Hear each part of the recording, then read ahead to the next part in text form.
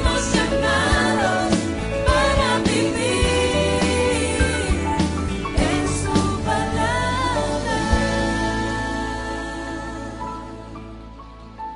Primera de Juan, nuevamente, capítulo 4. Y este es el texto. Amados, no creáis a todo espíritu, sino probad los espíritus para ver si son de Dios, porque muchos falsos profetas han salido al mundo. Ese es nuestro texto. El contexto continúa en el versículo 2. En esto conocéis el Espíritu de Dios. Todo espíritu que confiesa que Jesucristo ha venido en carne es de Dios, y todo espíritu que confiesa a Jesús no es de Dios. Y este es el espíritu del anticristo, del cual habéis oído que viene y que ahora ya está en el mundo. Hijos míos, vosotros sois de Dios y los habéis vencido, porque mayor es el que está en vosotros que el que está en el mundo. Ellos son del mundo, por eso hablan de parte del mundo, y el mundo los oye. Nosotros somos de Dios, el que conoce a Dios nos oye, el que no es de Dios no nos oye. En esto conocemos el espíritu de la verdad y el espíritu del error. Bueno, no todos ustedes probablemente han estado en los últimos dos mensajes y por tanto no todos ustedes entienden exactamente lo que hemos cubierto, y algunos que sí estuvieron, creo que por algunas cosas que me han preguntado, quizás no lo entendieron del todo, de manera que los primeros 5 minutos yo lo voy a dedicar a resumir de la forma que yo se lo resumí a uno de nuestros jóvenes esta semana pasada, pero en esencia tomamos el pasaje, lo expusimos, y después de exponerlo con detalle, versículo a versículo, entonces comenzamos a aplicarlo en esos dos últimos mensajes. Lo expusimos en su contexto y luego lo aplicamos a lo que son nuestras vidas en el día de hoy. Dijimos que la palabra clave en ese texto que yo acabo de leer es probar, es la palabra central. Y tú pudieras resumir entonces, basado en esa palabra, todo lo que yo dije en una sola palabra, si tú quieres, y es la palabra discernimiento. Es como el vocablo y la idea central. Yo hablé de esas cosas. En segundo o en tercer lugar, hablamos de que el movimiento gnóstico de los días de Juan era el movimiento que amenazaba a la iglesia en aquellos días. Un movimiento que no creía que Cristo había venido en la carne. En cuarto lugar, hablamos de que había un espíritu del anticristo que estaba activo en los días de Juan, que está activo en el día de hoy, que estará activo en el día de ayer.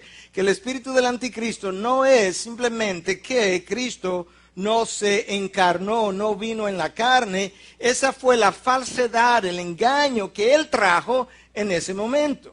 Pero el espíritu del anticristo es un espíritu de falsedad, de engaño, de mentira, de rebelión, y que ha estado operando desde el jardín del Edén hasta el día de hoy. Y a eso es que se refiere Juan cuando habla del espíritu del anticristo. Él es el maestro que viene en un momento dado, toma la verdad de Dios, la distorsiona y te la vende de una forma atractiva para que tú la puedas creer. Y habiendo expuesto entonces cada uno de los versículos en detalle, yo le invito a que usted regrese y pueda prestar atención a cómo el texto fue expuesto. Entonces comenzamos a aplicarlo, hicimos dos grandes sombrillas de aplicaciones. La primera sombrilla tenía que ver con la idea gnóstica que ellos tenían de que todo lo que pertenecía al mundo material era malo y lo que era del mundo espiritual era bueno. Entonces los gnósticos, a pesar de que vivían de una forma mundana, pensaban que la creación de Dios, aquello que era material, era malo.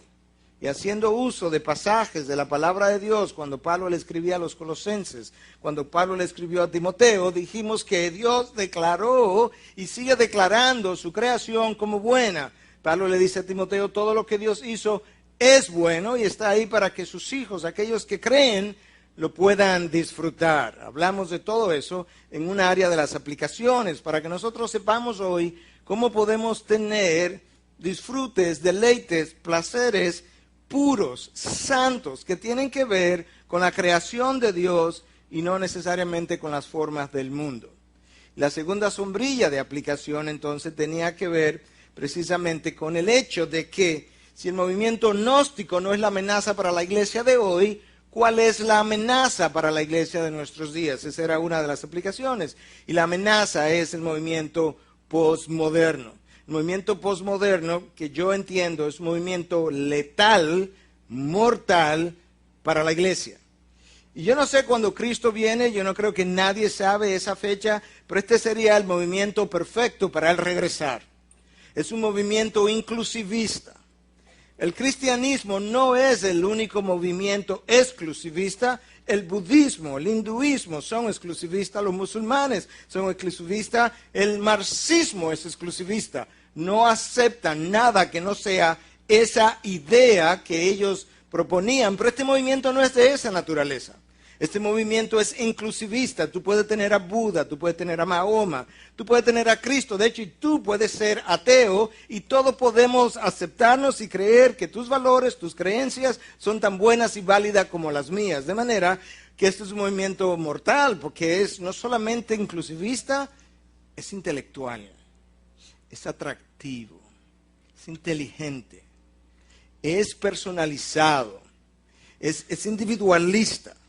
Lo que importa es el hombre, no Dios, no la Biblia, ni la colectividad tampoco. Yo soy quien importo.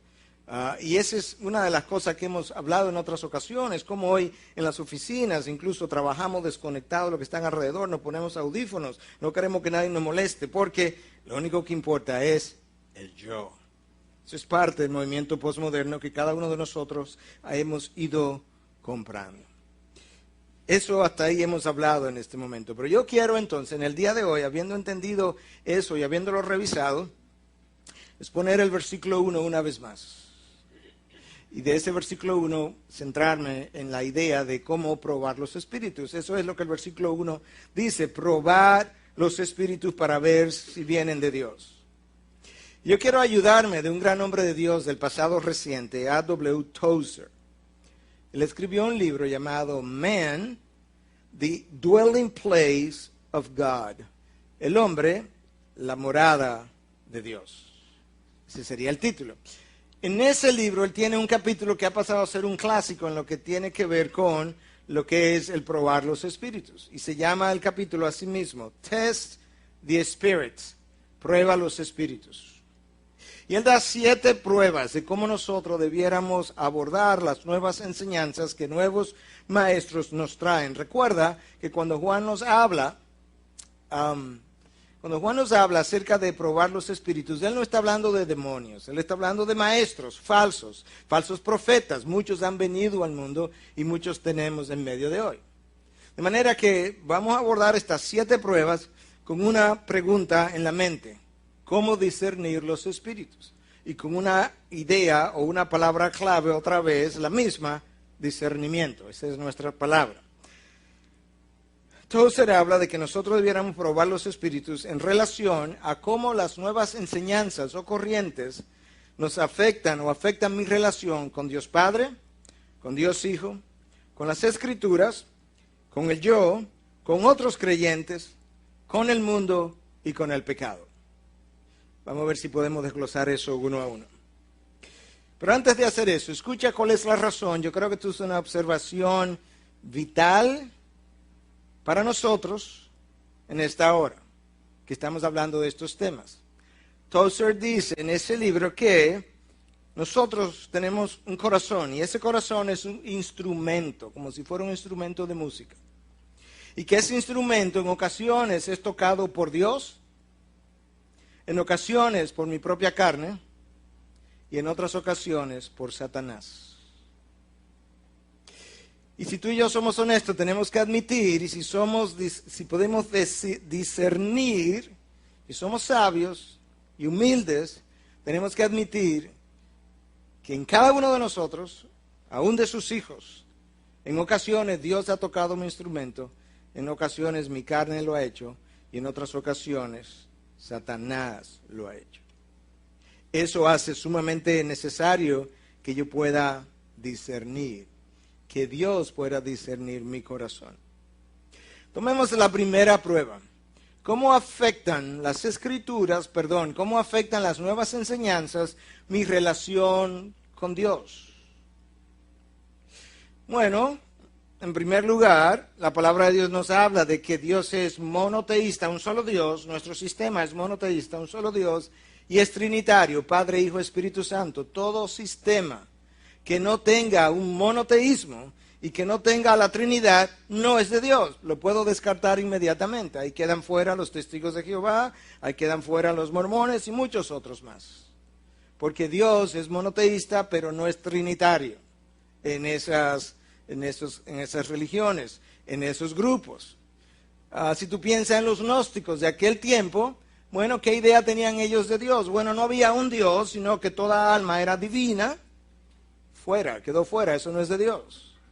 No solamente eso, sino que Jehová era entendido, era conocido como un espíritu malo, un Dios malo, que había creado este mundo malo. Fuera, eso no es de Dios. De manera que yo tengo que examinar las corrientes y enseñanzas en relación a cómo afectan mi relación con Dios. Nuestro Dios, el Dios de la Biblia que está descrito aquí, es un Dios trascendente, está allá arriba, mucho más alto que nosotros. Es un Dios alto, sublime, cuyos pensamientos no son nuestros pensamientos. Ese es un Dios que no está al servicio del hombre. Por tanto, el Dios que muchas veces el Evangelio de la Prosperidad quiere vendernos, que nos habla de que todo el mundo debe ser rico, tú sabes que no viene de Dios, porque en ese Evangelio Dios está al servicio del hombre para bendecirle materialmente. Tú sabes también que el Dios de aquellas campañas que hoy en día oímos por las radios, ven y no te vayas sin tu milagro, eso no viene de Dios, porque no es un Dios al servicio de todo el que venga para que Él le haga un milagro, como si Dios fuera un milagrero. No es ese tipo de Dios que nosotros tenemos, no es ese tipo de Dios que seguimos, no es ese tipo de Dios que adoramos, ese no es el Dios de la Biblia. Lamentablemente ese es el Dios que muchos siguen. George Barna ha estudiado la iglesia en Norteamérica, especialmente la iglesia de Estados Unidos, enormemente.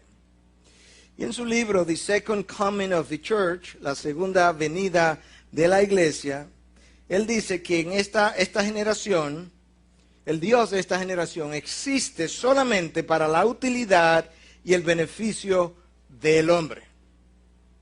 Que tenemos a una concepción de Dios utilitarista, una concepción de Dios que Él resume, déjame leértelo tal cual Él lo dice, Él resume esa espiritualidad de América de esta manera y dice lo siguiente: la espiritualidad de América es cristiana solo de nombre. Deseamos experiencia más que conocimiento. Preferimos alternativas más que verdades. Preferimos la comodidad más que crecer. La fe debe darse de acuerdo a mis normas o la rechazamos. Nosotros nos hemos sentado en el trono como los verdaderos árbitros de la rectitud, los últimos gobernantes de nuestra propia experiencia y de nuestro destino. Nosotros somos los fariseos del nuevo milenio. Wow. ¿Qué es lo que preferimos? Dice Barna. Nosotros preferimos alternativas. Ese es el movimiento postmoderno. Tú puedes tener esto, tú puedes tener esto, tú puedes tener aquello, todos pertenecemos a la misma verdad, no importa lo que tú creas, al fin de cuentas nadie conoce la verdad, nadie sabe si es cierto, no sabemos lo que está bien, lo que está mal, porque preferimos las alternativas antes que las verdades de Dios. Eso somos. Y si hay algo que el movimiento postmoderno valora es la individualidad. Mi elección, pro-choice, pro-elección. Preferimos eso antes que la verdad de Dios.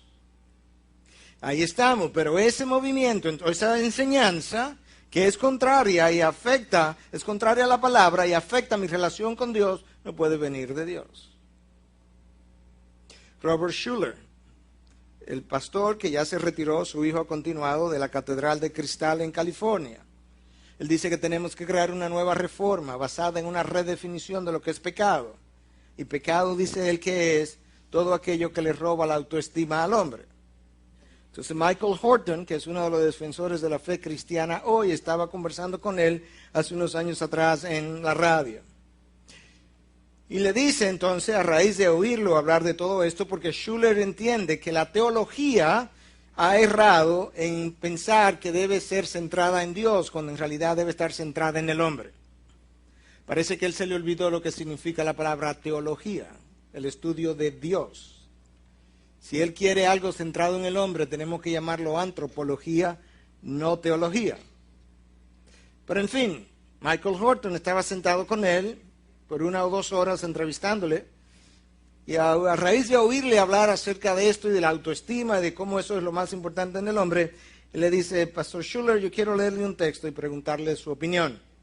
Le leyó 2 de Timoteo 3, del 1 al 5, que dicen lo siguiente: porque los hombres serán amadores de sí mismos, avaros, jactanciosos, soberbios, blasfemos, desobedientes a los padres, ingratos, irreverentes, sin amor, implacables, calumniadores, desenfrenados, salvajes, aborrecedores de lo bueno, traidores, impetuosos, envanecidos, amadores de los placeres en vez de amadores de Dios, teniendo apariencia de piedad, pero habiendo negado su poder. A los tales incluye, no, evita. Pastor Schuller, usted habla de que el hombre es eminentemente bueno. Yo quiero preguntarle acerca de este texto que yo acabo de leer. Schuller responde: yo espero que tú no prediques ese texto jamás en tu vida. Eso heriría a mucha gente. Oh, ¿desde cuándo el hombre es el estándar?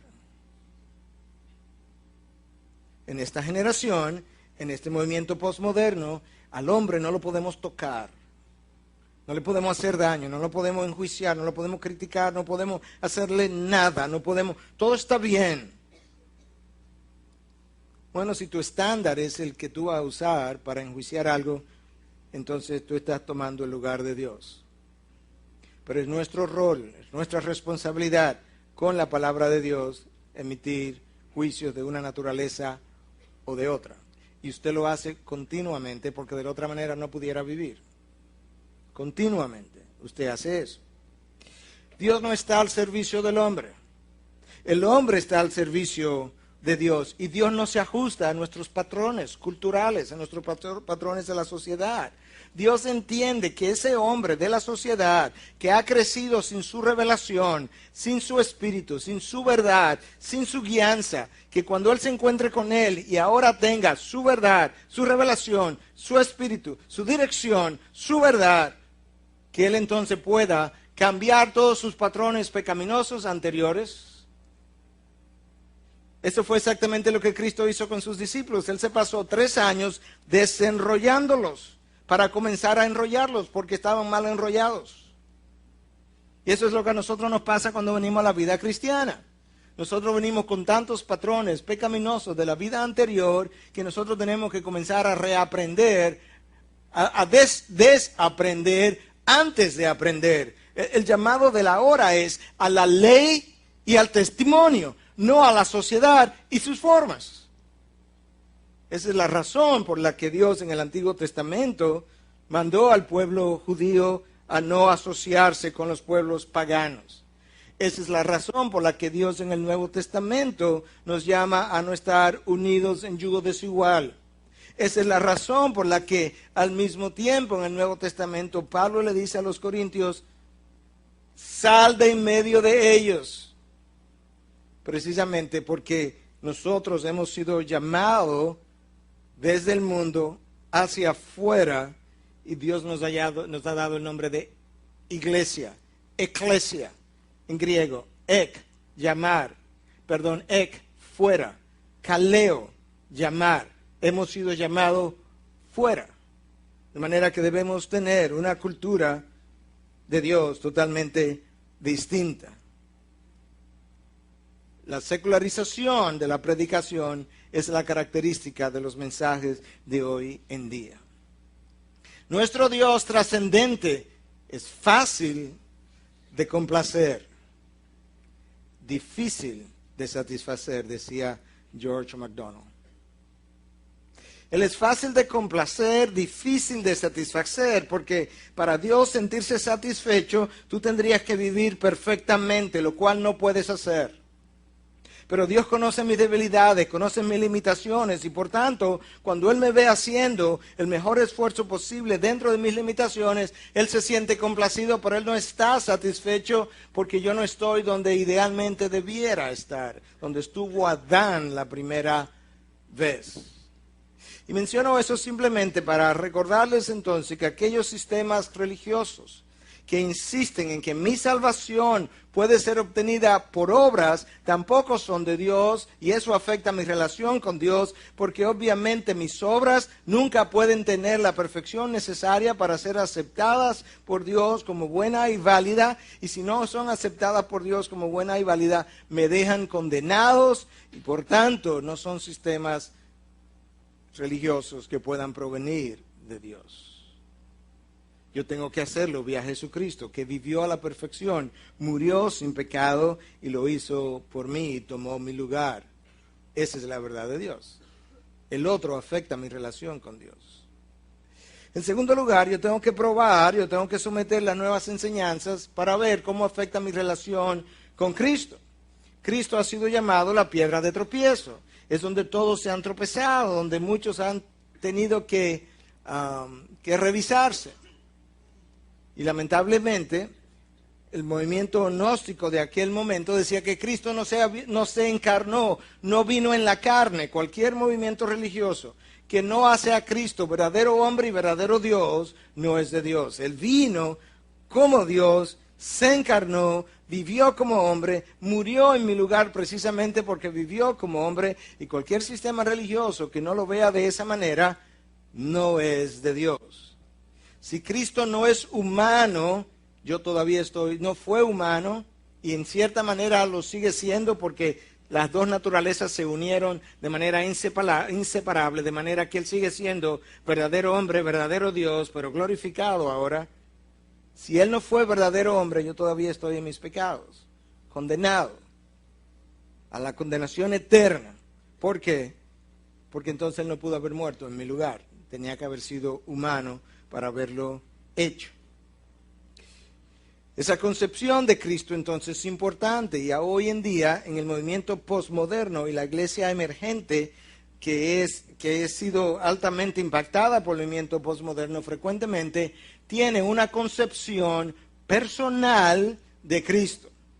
Tú puedes tener a Cristo, lo puedes tener de esta manera, lo puedes tener de esta otra manera, todo está bien. ¿Por qué? Porque lo que importa es cómo tú lo concibas. Es un Cristo que no hace exigencias, no hace demandas. Es un Cristo que te permite pertenecer a una iglesia desde la periferia. No tiene que hacer compromiso. Lo puede ver por televisión, lo puede oír por internet, pero no tienes que comprometerte. Ese es el Cristo de la nueva iglesia, de la nueva era en la que estamos viviendo, la era postmoderna. En 1937, Richard Niebuhr publicó un artículo, y en el artículo él decía lo siguiente, mirando lo que ya había comenzado a ocurrir. Y dice que nosotros lamentablemente tenemos hoy a un Dios que vive para el beneficio del hombre. Entonces oye cómo lo dice. Un Dios sin ira que ha traído a hombres sin pecado a un mundo sin juicio a través de la administración de un Cristo sin cruz. Hoy tenemos entonces a un Dios sin ira, que ha traído a un hombre sin pecado, a un mundo sin juicio, a través de la administración de un Cristo sin cruz. Ese es el Dios perfecto para el movimiento postmoderno. Porque es un Dios que tú puedes tener y concepcionarlo en tu mente a tu manera, y tú tienes que respetarme porque una de las enseñanzas básicas del posmodernismo es que la razón por la que tú no tienes razón, ni tú tampoco, es porque la razón no es confiable. Bueno, si la razón no es confiable, ¿cómo confío en lo que él me está enseñando? Yo no estoy diciendo que la razón es todo confiable, pero claro que la razón es confiable. Cuando yo comienzo a decir que la razón no es confiable, el sentido común se fue y tú y yo no podemos hablar, no podemos poner de acuerdo en nada de lo que es apropiado, inapropiado, conveniente, no conveniente, sagrado o profano, como decíamos en el primer mensaje. Prueba número 3. ¿Cómo las nuevas enseñanzas afectan mi relación con las Escrituras? Y esa es una pregunta que nosotros tenemos que hacernos, porque yo creo que Satanás ha sido aquí sumamente astuto. En ocasiones ha convencido a algunos de que las Escrituras no son infalibles. Bueno, si las Escrituras no son infalibles, yo no sé entonces qué creer, porque yo no sé cuál porción, cuál texto está equivocado. Eso es una manera de verlo. La palabra entonces no tendrá autoridad. Si las Escrituras no son infalibles, la palabra no tendrá autoridad. Esa es la idea perfecta para este movimiento posmoderno. Porque una de las enseñanzas básicas del movimiento posmoderno también es que nadie tiene la autoridad. La iglesia no la tiene, la ciencia no la tiene, los gobiernos no la tienen, nadie tiene la autoridad. Dios no la tiene, entonces ¿quién tiene la autoridad? El hombre. Él solo. Él es el capitán de su propio destino. Por eso es que Barna decía, nosotros nos hemos centrado en el trono y hemos llegado a ser nuestros propios jueces de nuestra propia rectitud. Y la razón por la que eso es importante es porque el movimiento posmoderno, como no cree en la autoridad, pero cree que todas las ideas son buenas y válidas, entonces ¿qué él va a hacer con la Biblia? Porque si todo es bueno y válido, ¿qué hacemos con la Biblia? ¿Tú no crees que Satanás es tan tonto para presentar un movimiento que necesariamente va a decir desastre de la Biblia? No, te quedas con la Biblia. Eso es lo que la iglesia emergente propone hoy en día. Entonces, pero ¿cómo? ¿Qué versión? Bueno, lo que tiene que entender es que las palabras no tienen significado, sino que cada lector tendrá que darle su propia interpretación. Y por tanto, ahora tú tienes la palabra, pero sin autoridad. Y Satanás te vende de que tú tienes a Cristo todavía de esa manera. Este es un movimiento poderoso, letal, mortal para la iglesia de Cristo. Es un movimiento altamente relativista. Y tú tienes que entender, la razón por la que yo estoy insistiendo y haciendo énfasis sobre eso es porque a nosotros se nos hace casi imposible vivir en una época y no ser afectado a mayor o menor grado por los aires de esa época. Nosotros somos como la masilla, que somos marcados por cada impacto que recibimos, no importa de dónde viene. Te voy a dar una ilustración que yo usaba con un joven esta semana. Cuando yo llegué de Estados Unidos, yo había estado inmerso en el mundo médico, había sido entrenado para eso por 15 años allá, más los años que estuve aquí. Al llegar, yo comencé a dar consejería como pastor al fin. Habiendo sido impactado por mi entrenamiento médico, tú venías a verme como pastor, deprimido, y después de 1 o 2 visitas, tú probablemente salías con un antidepresivo. A mí me entrenaron para eso, para resolver vía la ciencia. Hoy en día tú descubres si sabes algo, sabes, no, yo lo sabía, lo único que tenía un impacto por ese otro mundo, de que muchas de las depresiones no son más que el resultado de patrones de pecado con los que yo no he lidiado y yo no he podido confesar. Hoy en día tú puedes conseguir un antidepresivo de parte mía, pero te va a costar trabajo. Porque hasta que no lidiemos con toda tu vida de pecado que hayan podido llevarte a esa condición, no vamos a hacer uso de ese antidepresivo. Yo no estoy diciendo que no hay depresiones médicas orgánicas que necesitan ser tratadas. Lo que quiero usar es la ilustración para que puedas ver cómo todos nosotros somos impactados por el medio en el que vivimos. En ocasiones para bien, en ocasiones para mal. Aquellos que vivieron en la época de los grandes avivamientos fueron impactados por el favor de Dios que sopló sobre estas grandes áreas de poblaciones en Norteamérica y Europa, y ellos fueron favorecidos. Pero de igual manera nosotros que estamos en este mundo posmoderno también estamos siendo impactados. Y esa es la razón por la que al principio del mensaje anterior yo le decía al grupo anterior que yo quería dedicar, por razones diferentes, quería dedicar este mensaje a 3 grandes grupos de nuestra iglesia.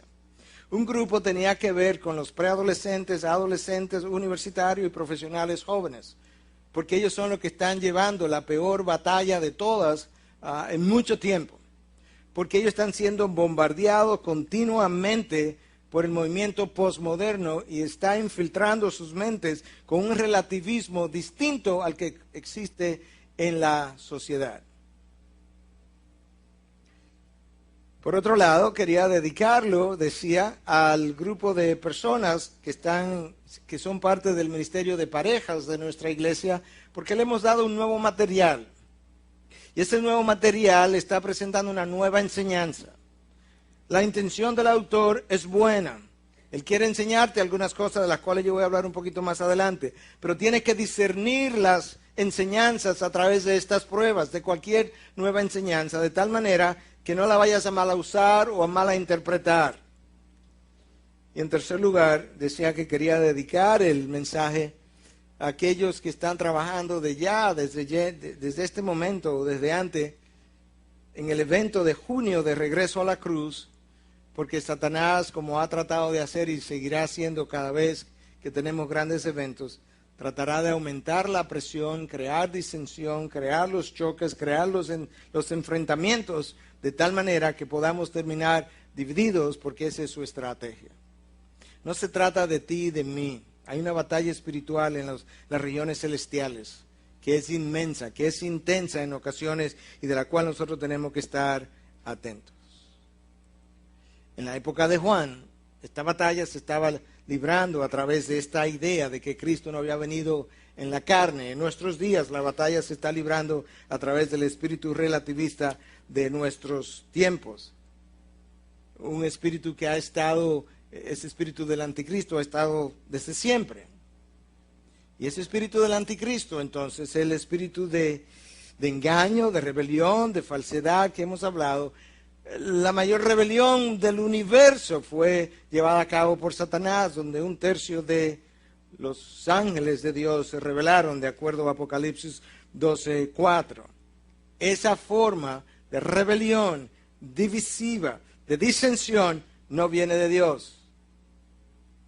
Y tú y yo no podemos darnos el lujo de permitirle a Satanás que nos divida. En ningún momento, en ninguna ocasión. Esa es la palabra que a veces uso cuando hablo con alguno de ustedes. Ese lujo yo no se lo voy a dar a nuestro enemigo. Y no debemos, y no podemos. Pero tenemos que discernir bien los tiempos que estamos viviendo. De hecho, cuando el rey David estaba formando un grupo de hombres, en Primera de Crónicas 12:32, él habla de que buscó un grupo de los hijos de Isaacar, expertos en discernir los tiempos, con conocimiento de lo que Israel debía hacer. ¿Qué es lo que este grupo de hombres tenía por encima de los otros? Que eran expertos, número 1. Número 2, expertos en qué? En discernir los tiempos, para saber cómo vamos a vivir. De hecho, el texto dice que ellos eran expertos en discernir los tiempos con conocimiento de lo que Israel debía hacer. Ese grupo de hombres entonces se destacaba por su experticio, porque entendían los tiempos y porque eran líderes y sabían qué hacer para que Israel hiciera. ¿Y cómo nosotros tenemos eso? Eso nos viene dado por la palabra de Dios, por el Espíritu de Dios y por el don de discernimiento y liderazgo que Dios les da a algunos de sus hijos, precisamente para que puedan liderar y guiar a su pueblo. Entonces tenemos que preguntarnos todo el tiempo de qué manera las enseñanzas de las nuevas corrientes están afectando mi relación con las Escrituras, con el discernimiento que debo tener de los tiempos a través de ellas, y ver si me están alejando de Dios, alejando de sus patrones o no. En cuarto lugar, las nuevas enseñanzas, tenemos que preguntarnos de qué forma ellas afectan mi relación con los demás. Eso es una prueba importante. Tozer habla de que en la medida en que nos santificamos, que nos cuidemos de no convertirnos y creernos que somos superiores y convertirnos en fault findings o encontradores de faltas en el otro. Que no nos sintamos superiores que el otro, que fue parte de lo que ocurrió con el movimiento gnóstico. El movimiento gnóstico entendía que habían verdades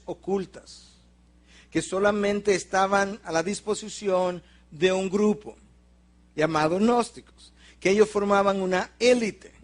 Ellos veían a los otros como inferiores, ellos se consideraban superiores y por tanto comenzaban a encontrarle faltas a los otros. En el día de ayer, yo fui parte de una graduación, voy a dejar los detalles fuera, hecha por un seminario de la Florida, y mientras yo estaba ahí sentado, Dios trajo a mi mente una frase que yo escuché hace años atrás de los labios de Charles Swindoll y que Dios ha hecho retumbar en mi mente a lo largo de los años una y otra vez. Y yo no lo oía audiblemente a Dios, pero es como si lo hubiera oído de manera personal, diciendo, hijo, recuerda, y ahí vino la frase entonces. Yo te la voy a decir como Swindoll la dice y luego te la traduzco. It takes 4 years to go through seminary and 40 years to get over it. Toma 4 años para pasar por el seminario y 40 años para recuperarte de lo que te hizo. ¿Por qué menciono eso? Precisamente en este contexto de que nosotros tenemos que cuidar que en la medida en que nosotros nos santificamos, no nos lleguemos a creer superiores a otros. De tal forma, entonces, que ahora me convierta en un individuo que vive encontrando las faltas de los demás y no viendo la viga en mi propio ojo. Porque eso crearía división. Y de ahí la pregunta, la prueba número 4, ¿cómo esta nueva enseñanza está afectando mi relación con los demás? Porque eso crearía disensión, eso crearía tirantez. Y Satanás está loco por dividir su iglesia. Y yo comienzo a separarme de ese grupo. Eso comienza a afectar la unidad del grupo. Y si hay algo que tú y yo necesitamos tener claro es que, ¿sabes qué? Al final de cuentas no se trata de ti y de mí.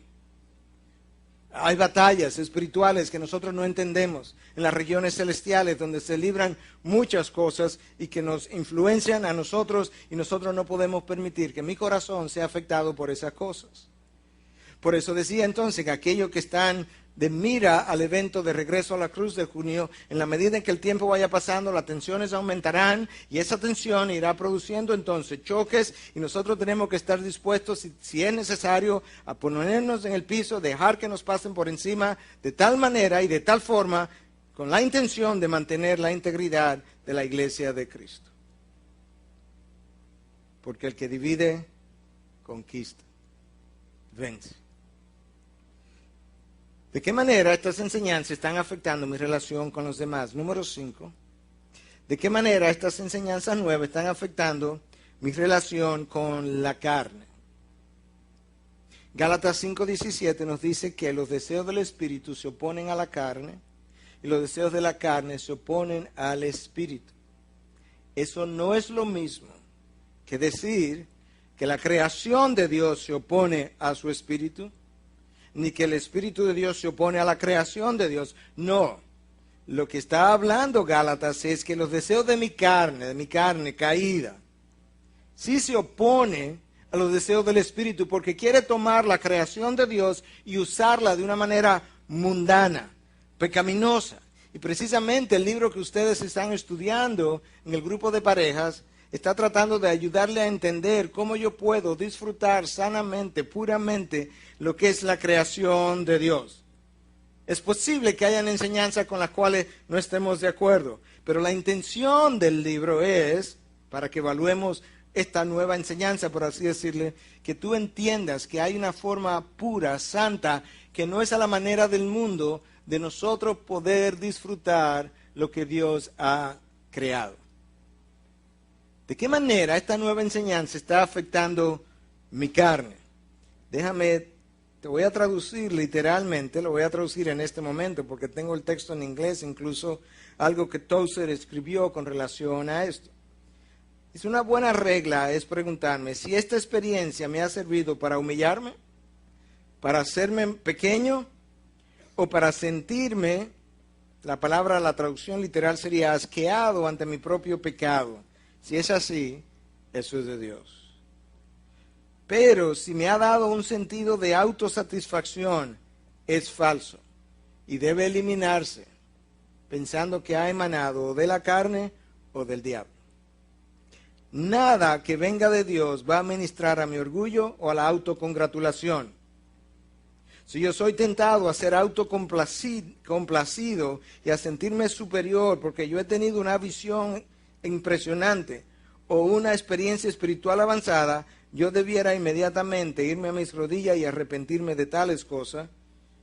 Yo he caído víctima del enemigo. Si somos honestos, algunos de nosotros hemos estado ahí más de una vez. Si esta nueva enseñanza, en vez de llevarme a disfrutar de Dios, y en el caso del material que ustedes tienen, de disfrutar la creación de Dios de una manera santa, lo que me está llevando es a la indulgencia, a la complacencia de la carne, yo tengo que examinar la manera como yo estoy entendiendo la enseñanza, porque esa no es la intención del autor. O tendría que cuestionar la enseñanza, obviamente, pero yo les digo que en sentido general es una buena enseñanza, aunque tenemos algunas cosas con las que pudiéramos diferir, pero te das cuenta lo necesario que es el discernimiento y cómo preguntarme cómo esto está afectando mi carne, es algo que vale la pena preguntar. Número 6. ¿Cómo afecta esta nueva enseñanza mi relación con el mundo? Una de las cosas que el movimiento gnóstico hizo fue que confundió el mundo con la creación. Esas dos cosas en la Biblia no son las mismas. La creación de Dios es eso que usted conoce como creación. El mundo es otra cosa. Cuando la palabra de Dios se refiere a que no amemos al mundo, no está diciendo que no ames la creación. Lo que está diciendo es que no ames las formas del mundo, formas de pensar, formas de ser, formas de comprar, de vender, de hacer negocio, formas de hablar, formas de vivir, formas de caminar, formas de vestirnos, una serie de cosas que son típicas de los patrones del mundo. A eso es que la palabra de Dios nos llama la atención. Los gnósticos creían que la creación de Dios era pecaminosa y pensaban entonces que todo lo material era pecaminoso. La palabra de Dios nos dice, no, la creación de Dios es buena, pero tienes que aprender a disfrutarla santamente. El mundo es el condenable, sus formas de ser, de pensar, porque el mundo no tiene mi revelación, vive en tinieblas, no tiene mi guianza, no tiene la presencia de mi espíritu. Primera de Juan 2, 15 y 16, escucha lo que dice. No améis al mundo, ni las cosas que están en el mundo. Si alguno ama al mundo, el amor del Padre no está en él.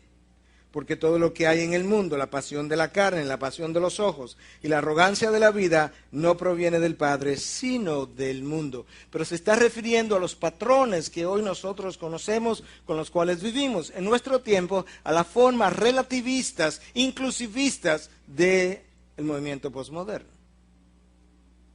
Que entonces nos lleva a aceptar una serie de creencias, de patrones que son contrarios a la palabra de Dios. Es a ese mundo que Pablo se refiere cuando en Romanos 12:2 nos dice qué cosa, que no nos adaptemos a este mundo, a sus patrones, a sus formas. ¿Por qué? Porque ese mundo no tiene esos patrones de acuerdo a la revelación de Dios. Y no puedes ahora, porque sean parte de la cultura, incorporarlos dentro de tu mundo. Tú lo puedes hacer, pero no debes. A la ley y al testimonio. Pero esta generación joven es la que está siendo más atacada, y es como en cada época por los movimientos y las corrientes del momento. Por eso decía que quería en amor dedicarle este mensaje a cada uno de esos grupos. Número 7, y por último, ¿cómo afectan estas nuevas enseñanzas mi actitud hacia el pecado?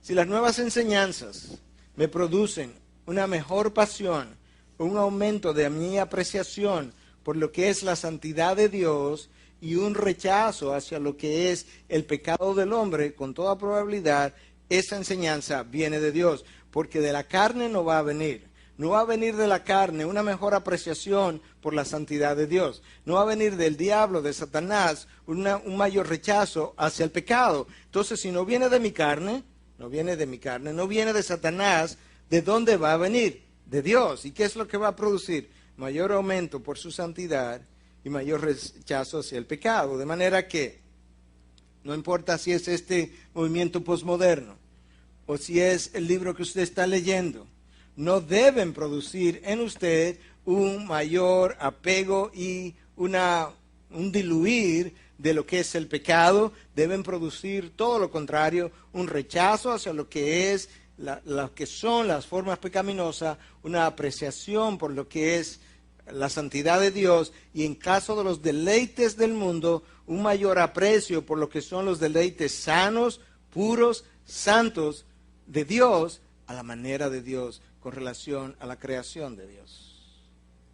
Y eso nos permite entonces a nosotros ser más maduros, discernir de una mejor manera para poder discernir los espíritus, porque muchos falsos profetas han venido y muchos falsos profetas todavía vendrán.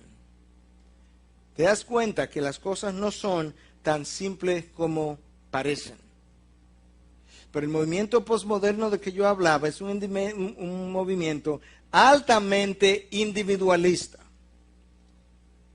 Y la razón, entonces, ahora, o mejor dicho, la expresión, la manifestación a nivel social, a nivel de la sociedad, de cómo eso se expresa, es que no importa lo que el otro piense, porque al final tú eres que está sentado en el trono. ¿Y en la iglesia cómo se manifiesta eso? Porque tienes que tener experticio. Los hijos de Isaacar eran expertos en discernir los tiempos para saber qué hacer. ¿Y cómo yo sé entonces que esa enseñanza está siendo infiltrada dentro de la iglesia? Porque en la iglesia también, la iglesia emergente dice, realmente no importa lo que tú hagas, porque al fin de cuentas Dios conoce tu corazón.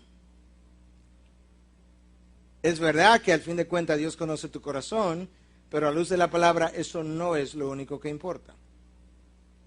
Déjame ilustrártelo, para que tú veas que el individualismo, aún en esos casos, no es de Dios.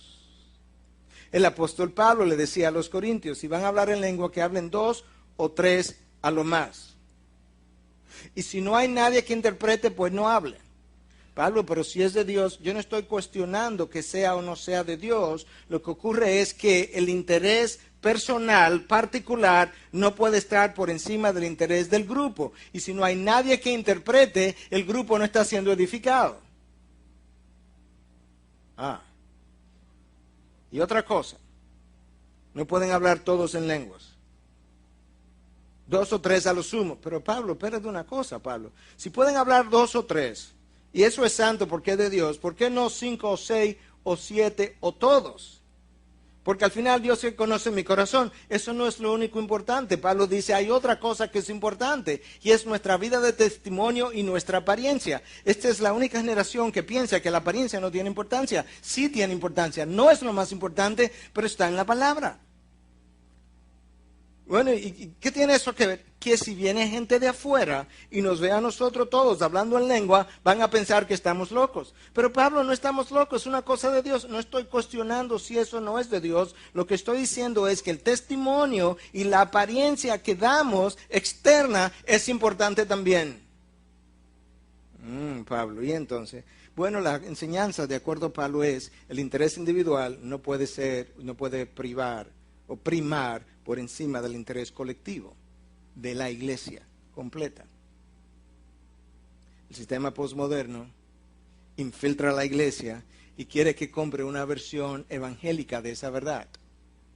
Y la versión es, bueno, pero no importa, porque Dios conoce tu corazón y tu intención. Eso no es lo único que es importante para Dios.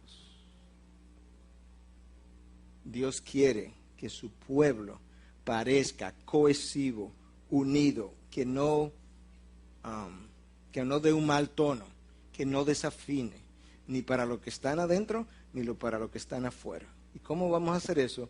Muriendo a nosotros mismos y uniéndonos en un solo sentir y un solo corazón, a cualquier precio, a expensas del sacrificio personal, por el beneficio común, por el bien común de todos. Y eso tenemos que hacerlo, tanto unos como otros. No es lo mismo cuando yo vivo en una jungla solo, yo puedo dormir hasta sin ropa. Pero cuando yo comienzo a irme de camping con ya otras personas, el interés personal no puede primar sobre el interés del grupo. Yo tengo que comenzar a actuar diferente.